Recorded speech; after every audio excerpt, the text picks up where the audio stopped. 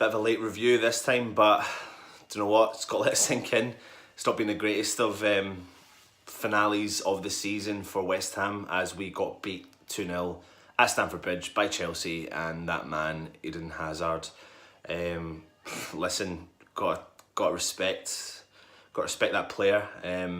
What an amazing player he is, and in particular that first goal was delightful to watch, albeit against West Ham, and you'd actually wish it was never against us, but what an unbelievable goal. I mean, it's funny, a lot of people are slagging off players left, right and centre, and yeah, you can fault a few players for positioning or not tackling, but at the end of the day, this guy is world class, and he tacked his way around all of our players.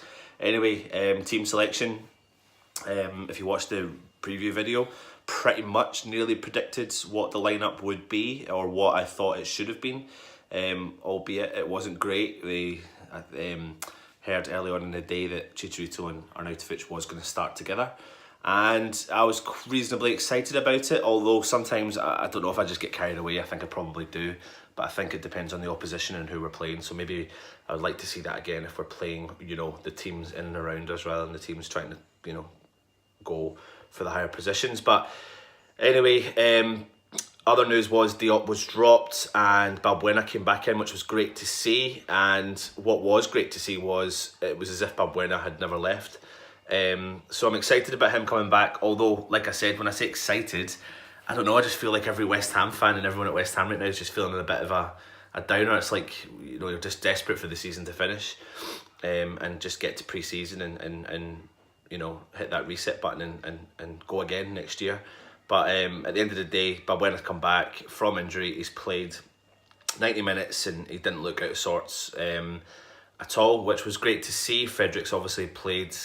I mean, no one really played well yesterday. But for me, the standout player for West Ham, if you had to choose one, would have been Balbuena, because I thought coming back from his 3 months out and playing 90 minutes, and he looked pretty decent, if you had to say that about a player at all. I thought Arnautovic had a decent second half in particular, but Pellegrini has stated that he's unsure about his starting lineup, and I'm not going to dig out Pellegrini. You know, he's only got some of the players in that he wants. I think it's next season, and you have to be reminded it's next season. Nobody thinks that £100 million is going to sort it out. I got carried away at the beginning of the season, but every West Ham fan would, or a lot of West Ham fans would, when you hear that we signed or spent a lot of money on all these players. So Pellegrini needs more time under his belt, and we just need to back him as fans. Anyway, let's get back into the game. It was all Chelsea, particularly in the first half. They had chances. Higuain, ball came in. I thought he should have headed it straight away, but he didn't. He took a touch, and that man Fabianski saved us a few times again from getting an embarrassing scoreline. Second half, I thought we came out, we played better. We took off Chicharito and brought Snodgrass on.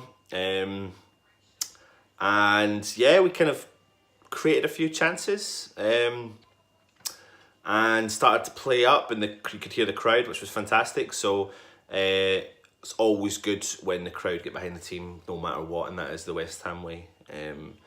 So, and then obviously, you know, last minute, Eden Hazard snatched up and tapped the ball into the back of the net for his, I think it was his 19th goal this season. So a long way to go for West Ham. It's tough. I'm going to the Man United game this Saturday.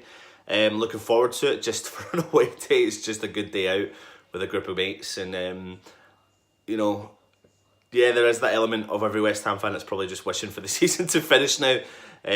But just stop this negative approach to, like, Pellegrini. I know everyone's allowed their opinion, but you do have to make things.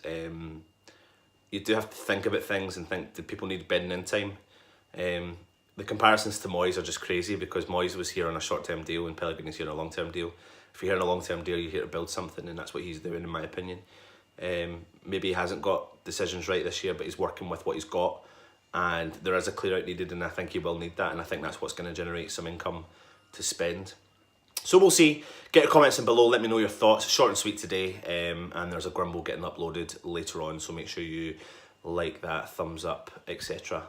Anton, Irons United, come on you Irons.